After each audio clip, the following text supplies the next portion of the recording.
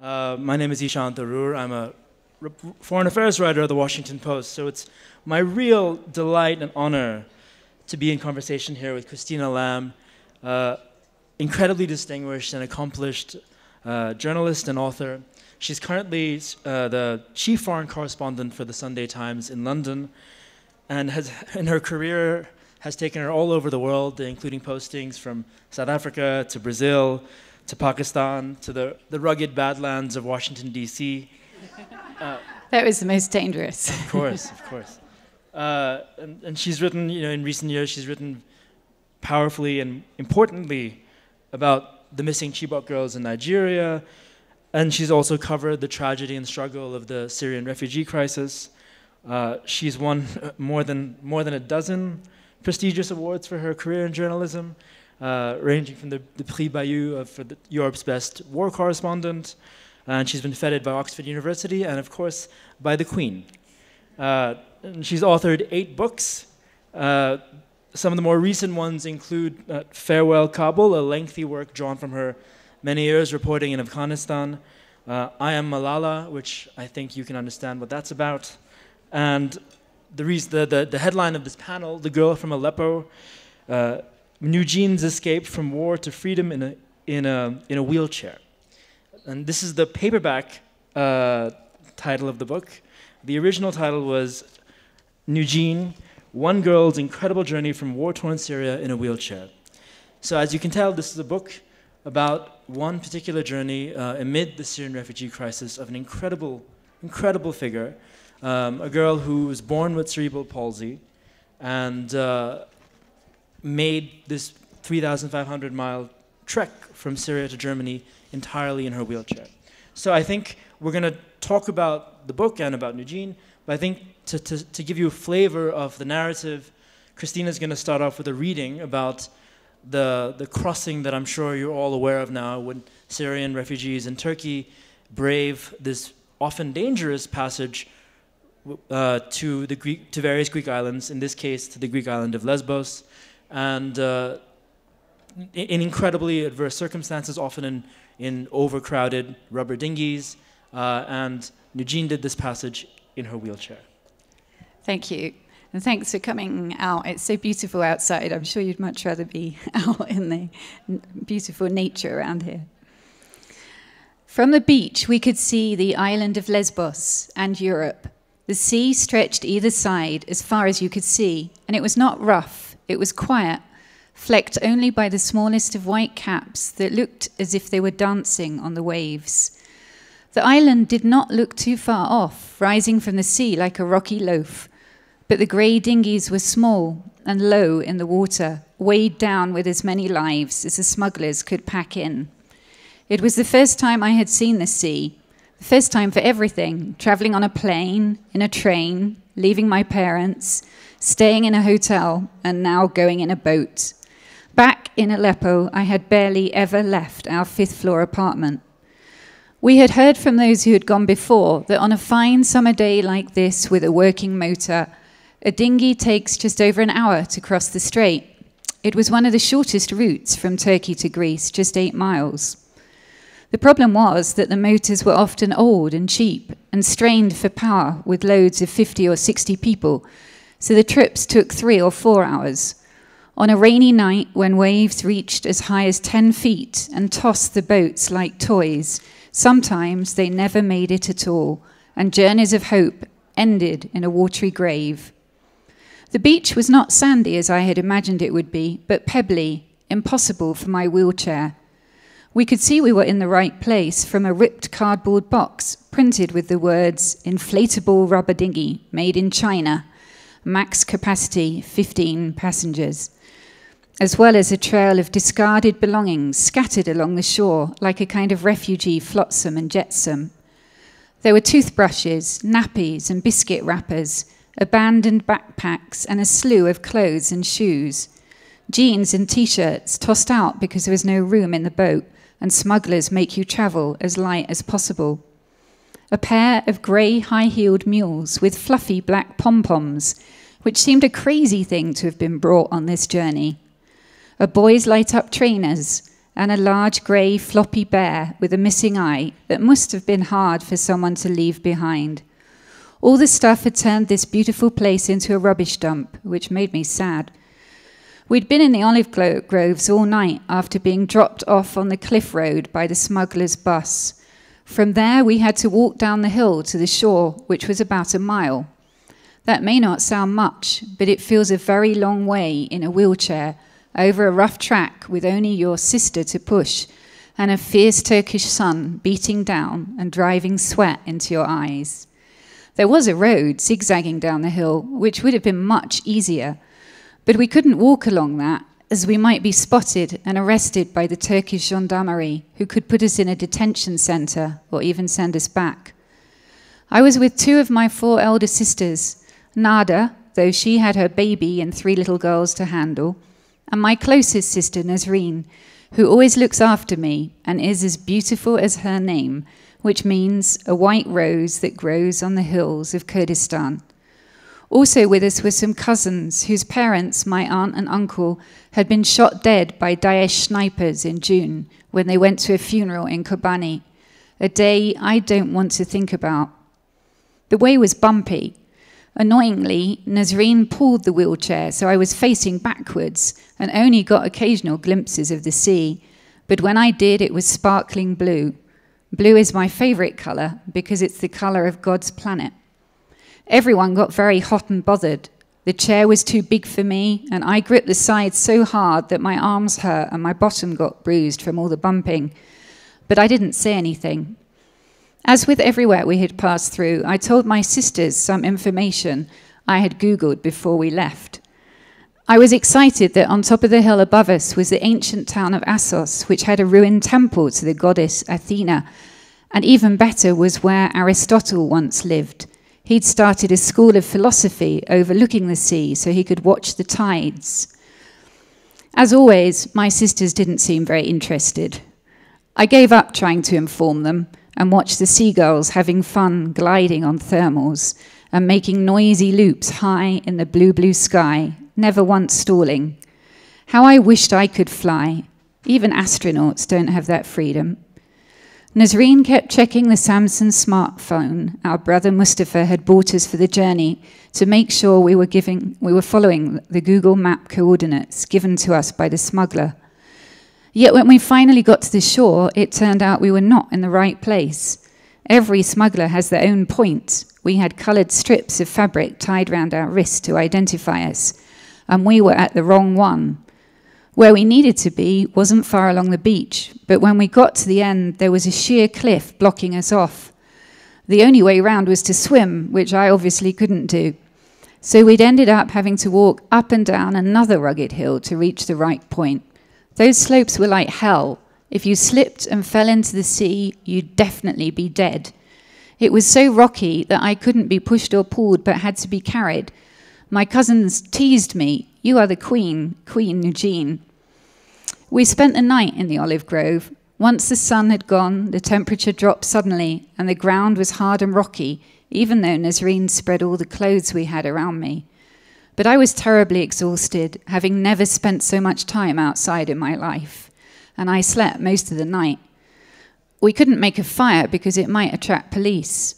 Some people used the cardboard dinghy cartons to try and cover themselves. It felt like one of those movies where a group go camping and something terrible happens. Wow. Well, I'm sure at this point, I think a lot of you in the audience have questions about the creation of this narrative and how Christina came across Eugene in the first place. So could you tell us a bit about when you encountered her as a figure that you could potentially write about, and what it was like building up this narrative, and how much of the voice in the book is genuinely her voice? Sure. So I've always worked as a war correspondent, but in 2015, the main story in Europe was the refugee crisis. And to be honest, when that first started, this sounds a bit odd, but I was quite happy because I thought, finally, leaders and people in Europe will have to care about these wars that I've been covering for years that everyone was sort of forgetting about, because the wars are coming to our shores.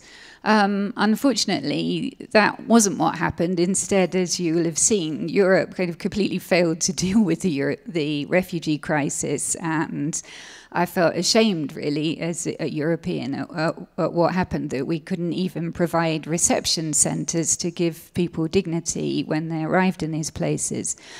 And I became concerned that people back home were not thinking about the refugees as people, because it was such a large number. They thought of them as a problem, and our politicians were talking about them with words like plague and epidemic, as if they were some kind of disease. Or toxic skittles. Exactly. So I really wanted to tell the story through one person and make people realize that these were people like us. This could have happened to us, and that nobody becomes a refugee and flees their home unless they really have to, because leaving everything that you've ever worked for, all your family, your friends, everything you know, to go somewhere which is likely to be hostile is a really difficult decision. And so I was kind of looking for somebody to tell the story through. And the other thing that fascinated me, having followed the refugee trail myself from Turkey to Greece and across Europe, and also from Libya to Italy, which is even worse, that it's a really difficult thing to do, even for an able-bodied person. So in September 2015, I was in Hungary the day that Hungary closed its borders to the refugees. They built a 12-foot-high fence. And so I was there with a lot of journalists. Nujeen and her sister were on the other side, the Serbian side. I'd never met or heard about her at that point. And so I'm with all these journalists, and suddenly somebody says, hey, on the other side, there's this girl in a wheelchair who speaks fluent English, comes from Syria, and wants to be an astronaut. Well, this is like kind of journalistic gold. So everybody sort of wanted to go and find her. I had to stay on that side that day, but I then went and met her later on when she'd actually got to Germany, and went to talk to her, not necessarily with the thought of doing a book, but actually Nujeen is somebody who'd never gone to school, did speak fluent English from watching American soap operas, Days of Our Lives, she was obsessed by. And so when I arranged to go and see her, the first thing she did was Google me and saw that I'd written a book with Malala. So pretty much first thing she said to me was, are you going to write a book with me? So I met her, and I thought she was absolutely fascinating, because actually it would have been very easy to have written a miserable refugee book about how difficult it was. But the great thing about Nujeen is she's really positive and trying to make a difference. And even though she was doing this really difficult journey and in this wheelchair that didn't fit and it was incredibly uncomfortable, she was always had a big smile on her face and always trying to sort of find the positive in it. So, it was actually a great joy working with her. And what about the person pushing her? Well, okay, so her sister Nazreen, of course, is the real heroine of the book, because she was the person who had to get Nujeen to Germany, must have been incredibly difficult. And, she had the real responsibility. So, Nujeen says, I just sat there and watched everything. But they both say that in some ways, being in a wheelchair, everybody kind of helped them a lot more. So although it must have been incredibly difficult, I think in some ways the refugee crisis, we saw the best and worst of humanity, and the worst was mostly governments like Hungary closing their borders and building fences. The best was some of the amazing local people, volunteers that came out and gave food and hot drinks and helped people everywhere. It was amazing. in some ways, she's such a fascinatingly unique figure, but she's also just one more Syrian refugee amid this incredible human tragedy unfolding right now. I think when she made the passage across the Aegean, that was around the same time as another Syrian Kurdish child, Aylan Kurdi, who was not as lucky. It was exactly the same day. It was just over 2 years ago. And so Aylan Kurdi was the little boy whose photograph you might remember that washed up on the beach in Turkey, the 3-year-old boy. And Nujeen crossed exactly the same day, but they didn't know about that until they'd got to the other side. And she and her sister said if they'd known, they might not have taken the journey. And in fact, I mean, the day they crossed, 4 of these dinghies went out. Their dinghy was one of 4. And actually only 2 of them got across, so they were quite lucky. And she made me laugh because actually her uncle, who was with them at that point, drove the dinghy, because this is one of the things, the smugglers don't drive the boats themselves, right? They get one of the refugees to drive the boats. And so she said to him, have you ever used a dinghy before? And he said no, but he said, I've been watching YouTube videos on how to do it. I want to get on to the rest of your career, which is also so interesting, and I'm sure there are many questions about that people would love to hear. Could you talk a bit, though? She lives in such a fascinating, imaginative universe. She's somebody who's been consigned to a wheelchair, consigned to this flat in Aleppo, yet through television, she learned English. She has this incredible curiosity.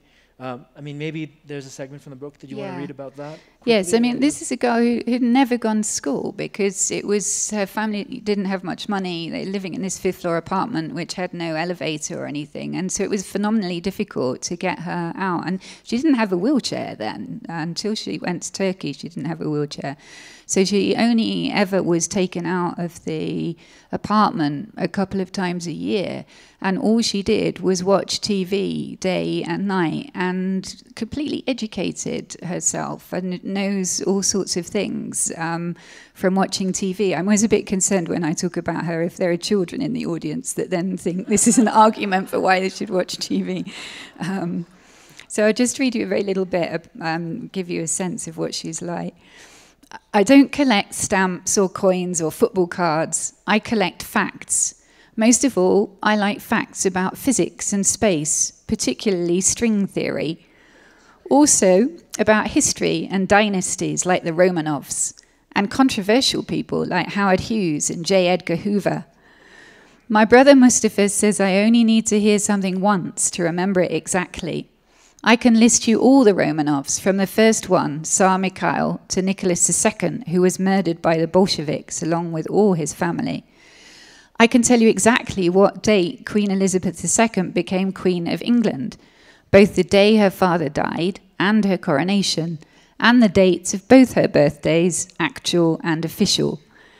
I'd like to meet her one day and ask her, what's it like having Queen Victoria as your great-great-grandmother? And isn't it odd, everyone singing a song about saving you?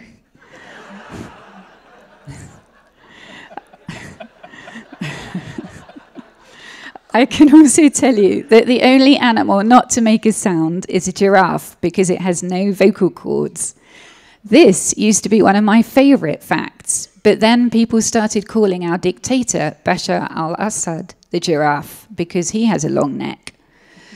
Now, here is a fact I don't think anyone should like. Did you know that 1 in every 113 people in the world today are refugees or displaced from their homes?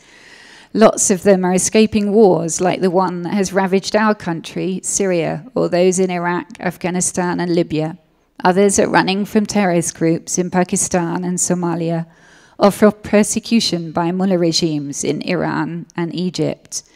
Then there are ones fleeing dictatorship in Gambia, forced conscription in Eritrea, and hunger and poverty in countries in Africa I never even saw on a map. I hate the word refugee more than any word in the English language. In German, it is Flüchtling, which is just as harsh, What it really means is a second-class citizen with a number scrawled on your hand or printed on a wristband, who everyone wishes would somehow go away.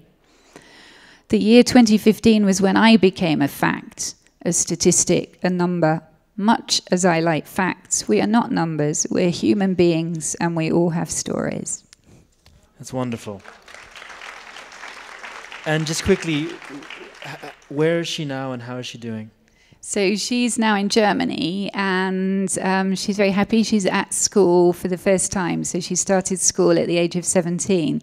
And I mean, as you can tell from that little bit, she knows about all sorts of things, but she'd never done things like basic arithmetic. So it was quite strange for her at school because she felt very stupid in some ways, but then she knew all this incredible amount of history and scientific knowledge.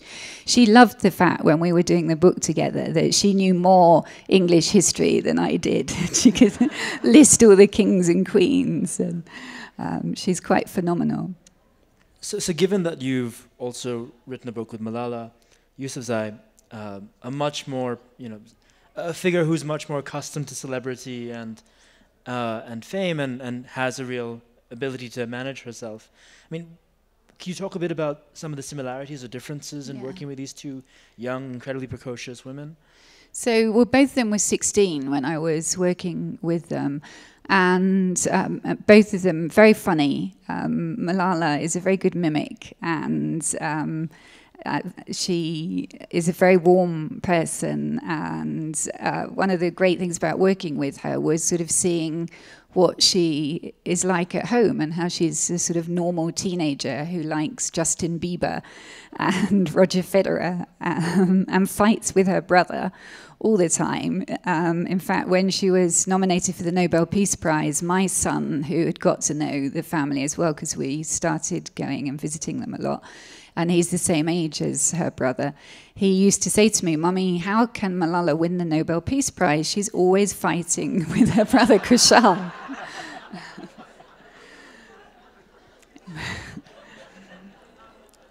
But I think, I mean, both of them have, interestingly, both have very warm families, really strong family bonds. And in both cases, although, very different sort of stories and situations, both very passionate about education. I mean, Malala, as you know, risked her life to go to school and for campaigns for kids all over the world to go to school.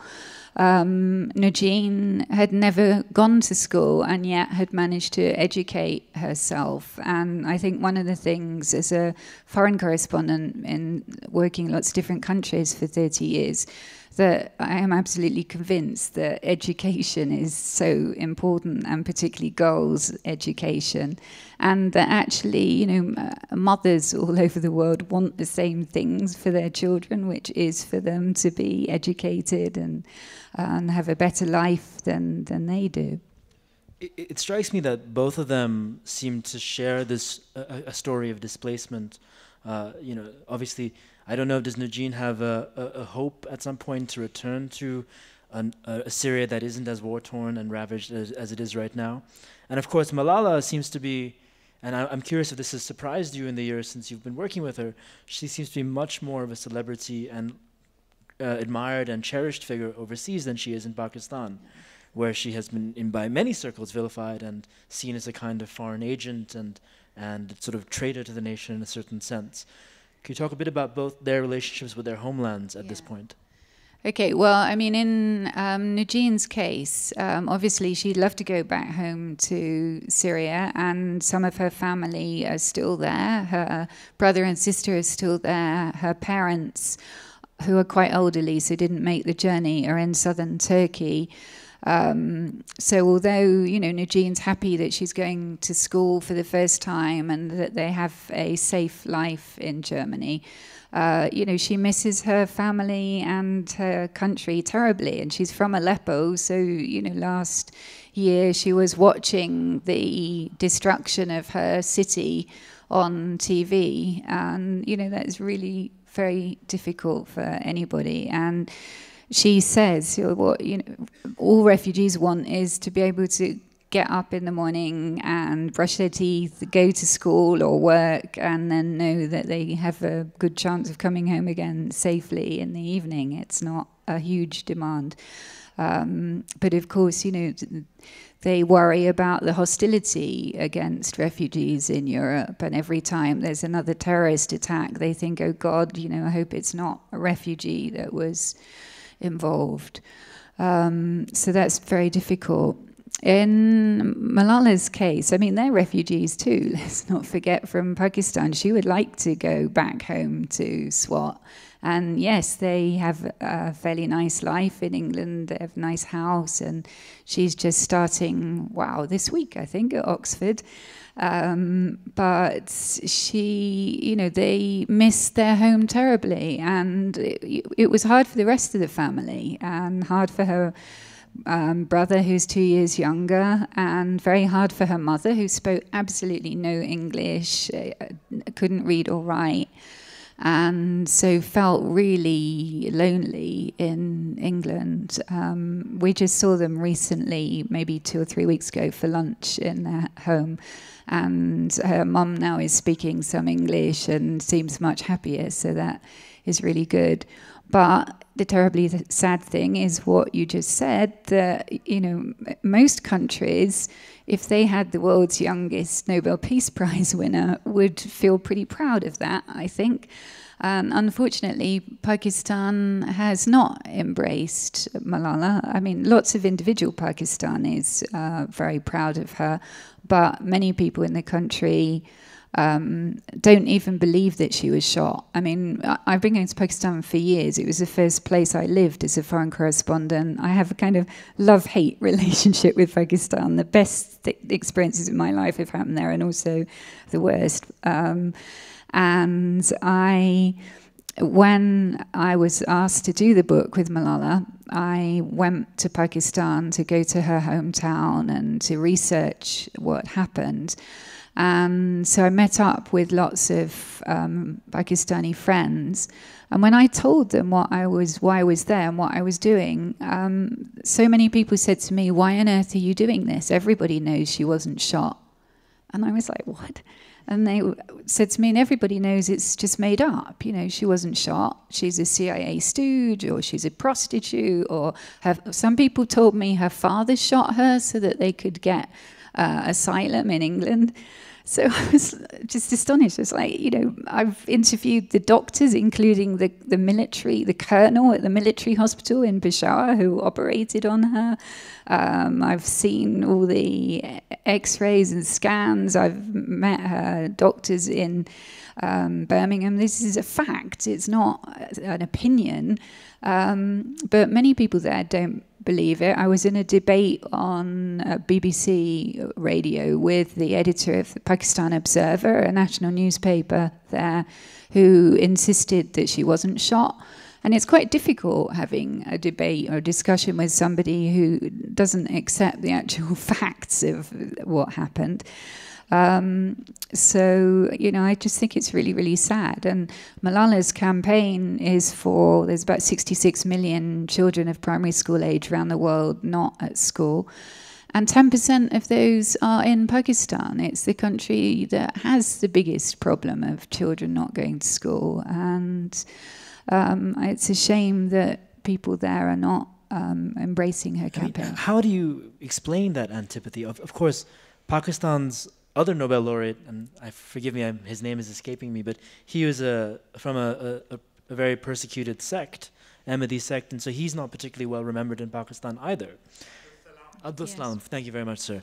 And so could you, how would you, I mean, as a journalist, I mean, how do you understand this kind of, this particular worldview that creates villains out of otherwise people who we'd imagine would be heroes? Well, I mean, first of all, let me tell you what Malala says. So her view is, and you know, there's tremendous abuse against her on Twitter and things, and she seems to be completely unbothered by it. And what she says is that it's a country where people feel that they've always been failed by their leadership, and so they don't trust anything. They don't take anything at face value. And so she sees it as all part of that.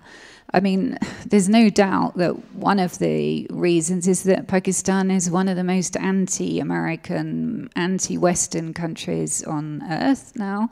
The book that I wrote before this, Farewell Kabul, which is about Afghanistan and Pakistan, I write a lot about how Pakistan was sort of playing this double game with the US and taking money, aid from the United States, but at the same time sheltering bin Laden, as we all know now.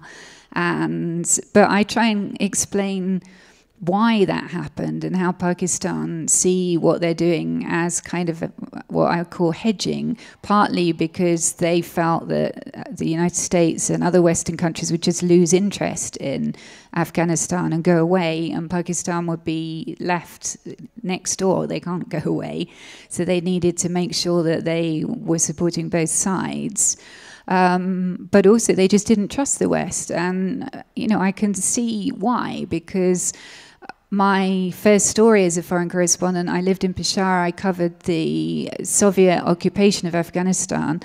And the moment that the Russians left, the West lost interest, absolutely, almost overnight, in Afghanistan and Pakistan.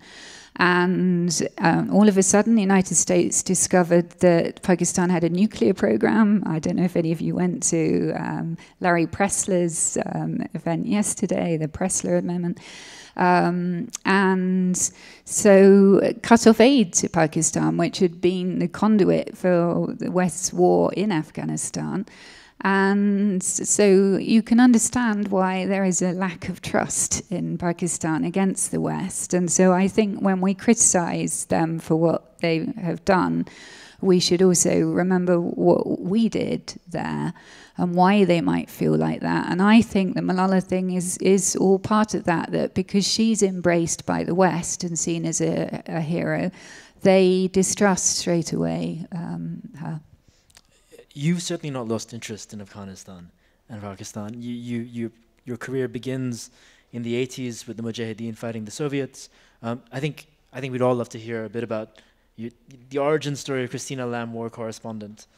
Tell us a bit how your career began and how you came into reporting in Peshawar and so on. So I never set out to be a war correspondent. I wanted to be a novelist. And it's a recurring theme here, I think. But when I left, I got involved in journalism at university and edited the university paper, and I loved it. And so when I left university, I worked in the summer as an intern at the Financial Times. And I travelled quite a lot in India, actually, when I was a student. And so one day, the foreign editor was supposed to be going to a lunch for South Asian politicians. And last minute, he couldn't go. And he said to me, "You're always going on about India. Why don't you go to this lunch?" So I went to the lunch and sat next to the Secretary General of Pakistan People's Party, which was Benazir Bhutto's party. And at that time, Pakistan was military dictatorship under General Zia, and Benazir was living in London in exile. So this man said to me, "Would you like to interview Benazir?" So of course I said yes. So he arranged for me to go and interview her. And the day that I went to interview her was the day that she announced her engagement to Asif Ali Zardari. So her apartment was absolutely full of bouquets of flowers. I'd never seen so many. Anyway, I did the interview, and it was like my first big interview. She then went back to Pakistan. I got a job in a local TV station in Birmingham. And one day I came home from work, and on my doormat was the most beautiful gold inscribed invitation, and it was to Benazir's wedding. So, of course, I went, and it was my first... This is a wedding in Pakistan? In Karachi, yeah. So it was my first introduction to Pakistan, and, you know, an amazing introduction. Many of you here will be familiar with South Asian weddings and know that they go on for a long time and very colourful. For me, it was the first time I'd been to one. I'd never seen anything like it. I was just absolutely enthralled. But also, it being Benazir, every night after all the ceremonial events, then they would go back to her house in Karachi, which had been her father's house, and have these discussions with her political colleagues about how to topple the military dictator. And so I was meeting all these people who had been tear-gassed and tortured and arrested. And for me, growing up in South London, the most dangerous thing I'd ever had to do was sort of find my way home late at night if I missed the last train. So I was astonished by all these stories. And also, you know, they were trying to bring democracy to their country, which was something I'd always sort of taken for granted. So I thought, I don't want to carry on reporting local news in Birmingham. So I went back and gave my notice in. In fact, the last story I ever did for Central TV in Birmingham was a man who turned his car back to front, so it looked like it was going forwards when it was going backwards. And then I went to talk to foreign editors about freelancing from Pakistan, but actually nobody was interested. They all said to me, General Zia has been there 11 years, nothing's going to change. And I said, but Benazir has gone back and she's going to topple him. And they just looked at me like, you're 21, what do you know? But they then said to me, well, what we are interested in is Afghanistan, because the Russians were in Afghanistan then. So I said, okay, I will go and write about that. So I went to live in Peshawar and took something called the flying coach up the Grand Trunk Road to Peshawar. I had no idea really what a foreign correspondent did or needed. I took this big yellow case which had things like a giant bag of wine gums and a copy of Kipling's Kim, sorry Shashi, I had, I don't really, sort of pink teddy bear and all sorts of strange useless things, and I had no idea where I was going to stay. And I asked a rickshaw driver to take me to a cheap hotel, and he took me somewhere called Green's Hotel, which was, I later discovered, where arms dealers stayed. And I discovered this because somebody tried to sell me a Chinese multi-barrel rocket launcher over breakfast. So you're rocking up with an Orientalist piece of literature and a pink teddy bear, and then you're being offered a rocket. It's amazing.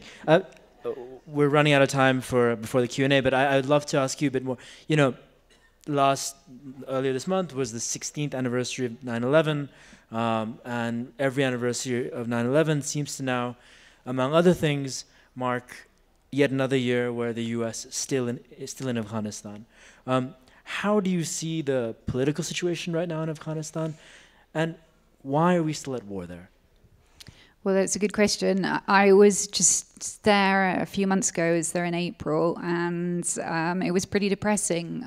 The security situation had got worse, particularly in Kabul. And Kabul was used to be a bit kind of protected from the war and the rest of the country, but this year has had a series of bombs. I got there just after a really horrible attack in the military hospital, which is supposed to be one of the most protected places in the country, and terrorists had got in and were going floor to floor, shooting patients and doctors and also cutting their throats. And so people, you know, and there's concrete blocks and checkpoints everywhere, and people really living under siege. And it's very difficult to see the way out. As you know, President Trump now has agreed to send more troops, which is a bit of a turnaround from somebody who I think 4 years ago was saying this is a waste of time and we should get out. I have to say, you know, currently there's about 13,000 NATO troops in Afghanistan, mostly American troops. It's hard to see what difference 4,000 troops will make, because, you know, a few years ago we had 140,000 NATO troops and couldn't defeat the Taliban. The Taliban now control, well, it's difficult to say. I think the CIA assessment is about half the country is under Taliban control now. And one of the big problems is the government, because people feel that the government is not representing them, is not delivering to them, that there's a tremendous amount of corruption. There's studies showing that the average Afghan spends 2 months of their annual salary on bribes, and this is in a country where people are paid very little. And so, you know, everybody you meet has horror stories of how they're having to pay bribes to local police, they can't get anything done. And so they don't feel, so you know, if the Taliban move into areas and say we're going to clear up everything and we're going to clear up the justice system and bring speedy justice and we're going to bring security, people often support them. And the Afghan army and police that we've spent a lot of money training, you know, just flee a lot of the time when the Taliban come because they're poorly paid. Often they're not paid at all because their commanders don't put the money through. The Afghan army has thousands of generals. It's a crazy army. And so I think this was one of the problems. Our forces from NATO countries were fighting to prop up a government that most people saw as the biggest problem in their lives, and you can't win a war like that. I mean, indeed, there is in Washington now a bit of fatigue with the Afghan government, to the extent to which you have a wing of the White House that actively was interested in this Eric Prince. And this is the guy who used to run the company formerly known as Blackwater, peddling this ridiculous theory of kind of privatizing the Afghan war with mercenaries, deploying a privatized mercenary air force there, and he even wrote this absurd editorial in the Wall Street Journal calling for East India Company 2.0. I'm sure Mr. Dalrymple will have opinions on that. How do we go forward from here? I mean, to make you be a bit of a talking head, what could an end game look like, given the now sort of the what seems to be an Afghan government that is incapable of genuine structural reform, and as well as an insurgency that doesn't seem possible to fully root it out. So, what does the end game possibly look like? Well, I mean, the current situation of the government, President Ghani is a good guy, really. He's a technocrat. He spent many years working in the World Bank and then was a professor.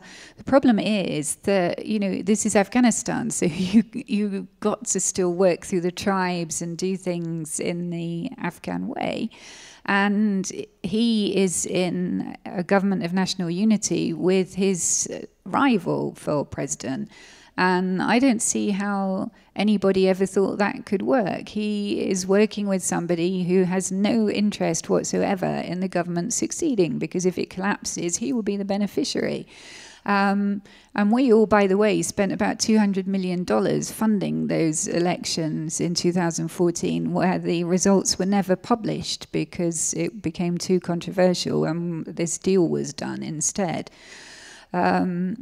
So, you know, there needs to be a government that is delivering to people. And one of the biggest problems in Afghanistan is, so 70% of the population is under 30. So most people have only ever known war. And there's tremendous unemployment, which is a problem, you know, across the Middle East. But in Afghanistan, it's incredibly high. And so every village you go into, there are just young men sitting around with nothing to do. So it's very easy for the Taliban or Daesh, ISIS, to come into those places and offer people money to fight for them. So that, I think we spent far too much money and effort on building schools and buildings and also sending foreign consultants into Afghanistan, and not thinking about actually this is a country where people are not really trained to do things, and it would have been much better, I think, having more vocational training and helping people actually find employment. I'd love to turn to the audience in a second. Just one last question. You've been a war correspondent now for a number of decades. How has the craft or the profession evolved, obviously, given the massive disruptions to media that you've seen in recent years? Yeah, well, it's changed enormously. When I started out in 88 or 87, 88 in Peshawar, so there was no mobile phones, no internet. In fact, when I used to go into Afghanistan, there was no phone at all. So I would be there for weeks, and then come back to Pakistan, have to bribe the telex operator to get my story through. In fact, when I talk to young people, they look at me blankly because nobody knows what telex is. And I remember that the night when General Zia was killed in this mysterious plane crash, I was there in Peshawar. I was one of the few foreign correspondents in the country, so this was a huge story. And I couldn't get a phone line. And the old black Bakelite phones, I was dialing round and round trying to get the international operator. I was almost in tears because it was the biggest story of my life and I couldn't get a phone line. Finally, after maybe an hour and a half, I did. And then actually I worked for the Financial Times then. We kept the line open because they're so worried that we wouldn't get another call through. So all of that's completely changed. Now I can file a story from the top of a mountain in the Hindu Kush, in the middle of the desert in Iraq, anywhere, which is great, except sometimes I think it means you're much more vulnerable to propaganda because you're sending stuff quickly without having the time to actually really know the situation. So that's changed. The other thing that's changed, which is really much for the worse, is the security situation. So when I started out, of course, I was covering war, so it's dangerous. But both sides sort of, respected the Geneva Convention that we were there as observers and not targets. And so if anything happened to you, it was largely bad luck or you'd done something stupid or now that's completely different. We are targets, we are the front line, and people know, terrorists know that they get bigger headlines now killing a journalist than killing a soldier because unfortunately so many soldiers have been killed. So I've lost a good colleague and friend of mine, Marie Colvin, a few years ago in Syria. I think all of us now, your fear is ending up in one of those videos with a knife at your throat. So it's changed the job a lot. And I never imagined a few years ago that there would be parts of the world that I would think were too dangerous to go to. But that has happened.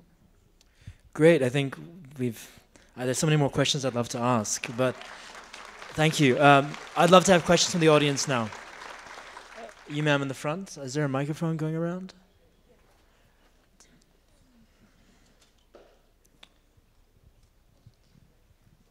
My question has to do with, since you were a war correspondent when the Russians were in Afghanistan, can you sort of compare and contrast once they left in terms of health, education, war, obviously, and, if you can just tell us, how things have changed there. Well, the Russians did a huge amount of damage in Afghanistan, there's no doubt about that.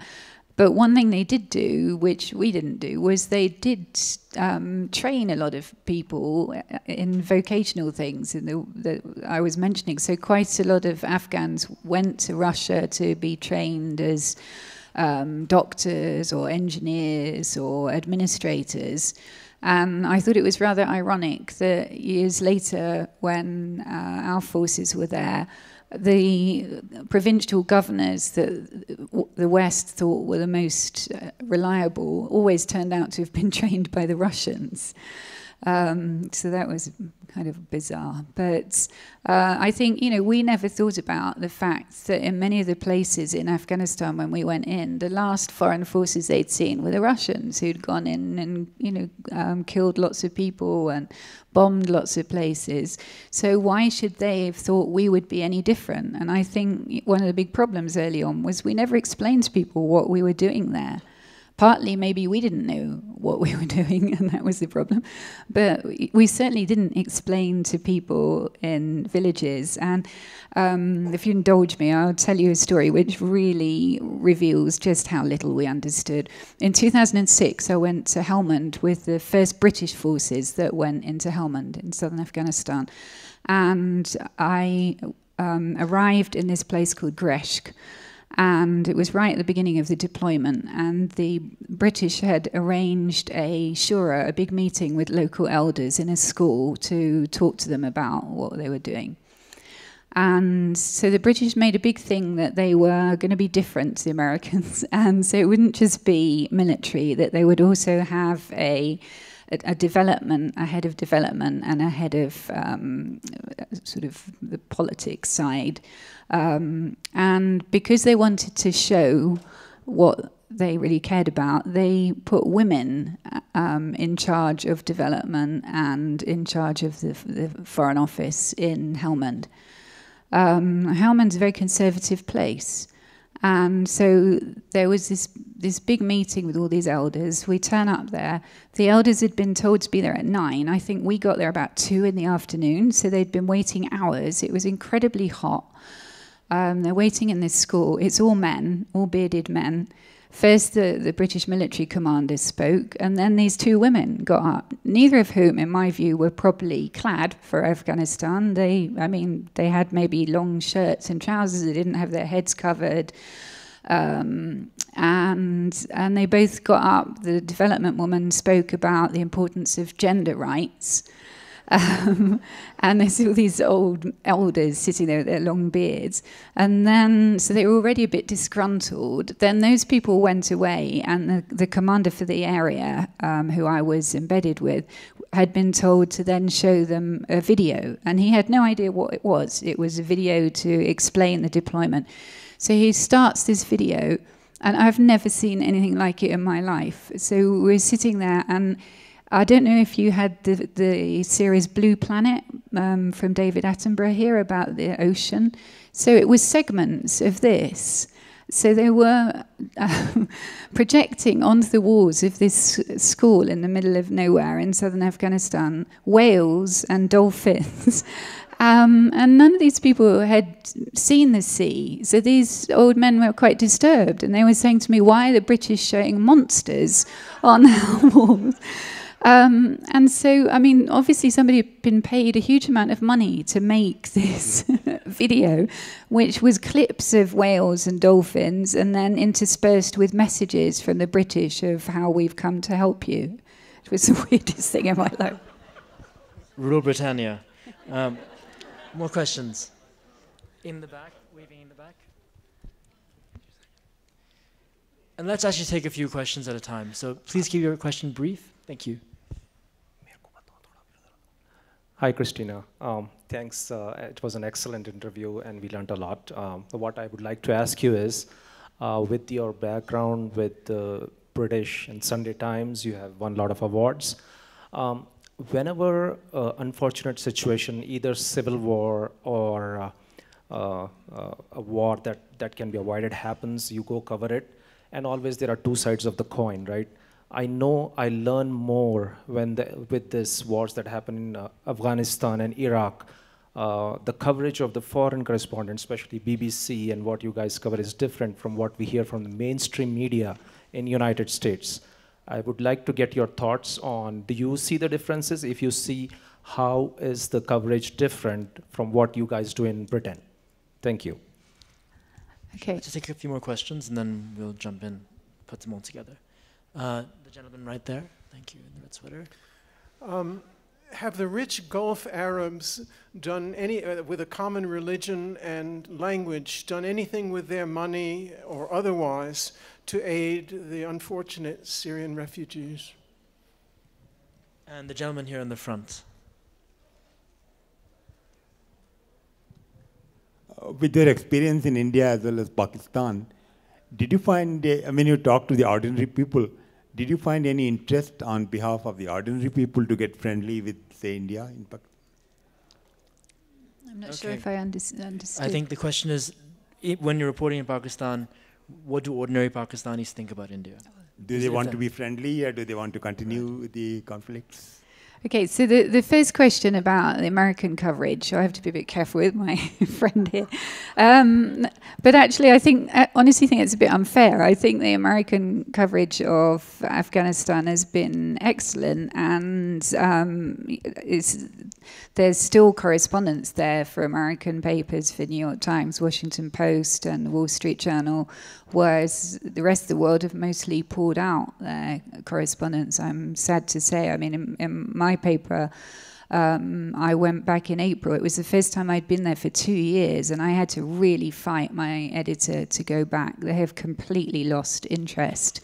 And I think that's very sad, because, you know, they obviously want people to think that the war is finished because we're not so involved in it anymore. And the fact is, for ordinary Afghan people, more people are being killed than at any other time in the war. And I get particularly angry about the women, because we all made a big thing about how women of Afghanistan would be free after the Taliban, and persuaded women to do things they might not otherwise have done, run for office, train as police, and various things. And, you know, a lot of those women are now in fear of their lives or have been killed. And I believe that we have some responsibility to them. On the question of the Gulf Arabs, a very good question. Yeah, I mean, they have done very little. The Saudis claim that they have, I think, I can't remember the number. They say 500,000. Is it 500,000 Syrians? But they haven't signed the Convention on Refugees, so they don't really play the same game with numbers. No, and a lot of these people were people that were already there, not people that have gone in this war.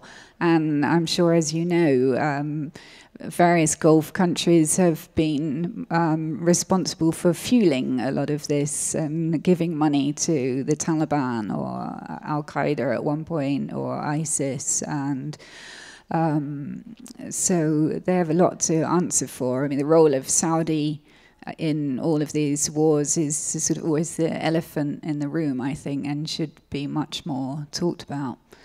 The question about what ordinary Pakistanis think about India is very difficult. I mean, the propaganda, and particularly in education, I mean, the way kids are taught in school in Pakistan, the history is so biased, and India is always described as the enemy. There's been 3 wars between the countries. Pakistan has lost these wars. Maybe 4. Okay. Depends how you count Depends the war. if you count what's going on now. If you read Pakistani history as taught in schools, you would think that Pakistan won those wars. And so it's very difficult when people are taught like that. And in the time that I've been reporting on Pakistan, in those 30 years, things have moved the wrong way. And of course, the one good thing is that social media and internet, I mean, people can see much more about what it's really like in India, but there's far too little contact between the two countries. And I'm a great believer, of course, being somebody that covers different foreign issues, and the more people see of each other, the better. And that if people really saw what life was like and met the people from the other country, they would realize that they, you know, don't have horns on their heads and all these terrible things. But I'm afraid, you know, there's a lot of propaganda from Pakistan's military intelligence, and Pakistan would not need an army of 600,000 soldiers if it was not constantly at war with India. So there's a lot of incentive for certain people to not change the situation. And as I'm sure you know, every time there have been attempts to improve things and to have meetings, always some weird thing happens and there's some attack, and it puts everything back again. It's very sad. Okay, I think we have time for a couple more questions. In the back, the lady right behind you in the back, right there, Wazin. Hi. When you share these stories with us and when we consume them on social media, do you think that we run the risk of getting a little bit fatigued and maybe it turns into a little bit of voyeurism? and just turning that pain into something that we consume for entertainment? And then how do you think we can responsibly share these stories on social media or just amongst each other when we talk? Okay, one more question. Someone who hasn't asked a question yet? Fine, yes, you, sir, again. Thank you. Oh. You mentioned that you were embedded with the British forces. Would you please discuss embedding and the advantages and disadvantages for a journalist? Because I think there have been some compromises that have been made because of embedding. So on the first question, I don't think it's voyeurism. I think if we don't know what's going on in these countries, then we can't make a difference. And so I think it's very important. And I kind of see my job as a storyteller to tell stories of people that don't have a way of getting their stories out otherwise. So.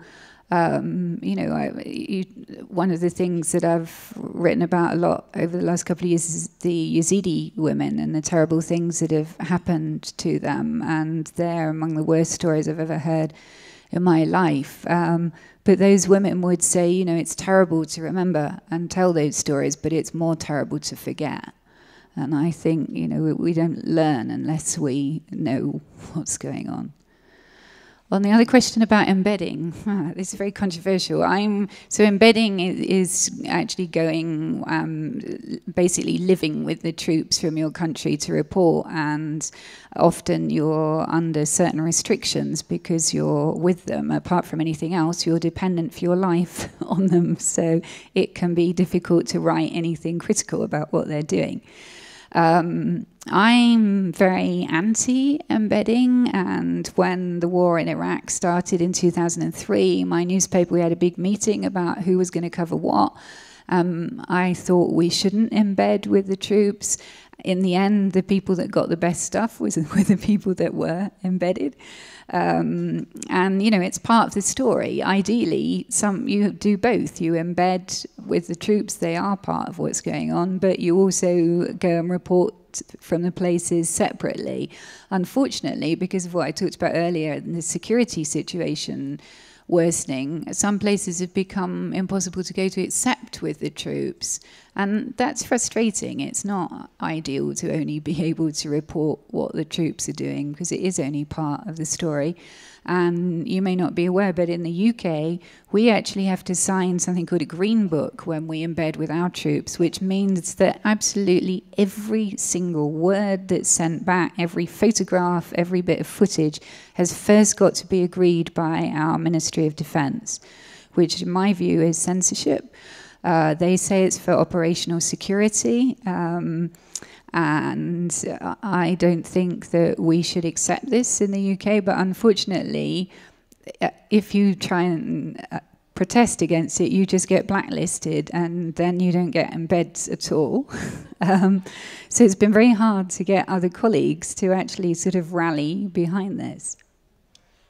I think we could go on and on, and I don't want to end on a frustrating note, because we've really I've loved listening to these stories and your wealth of wisdom and experience covering an incredibly important region in the world. Sorry to all those who couldn't ask questions. Thank you so much. And thank you, Christina.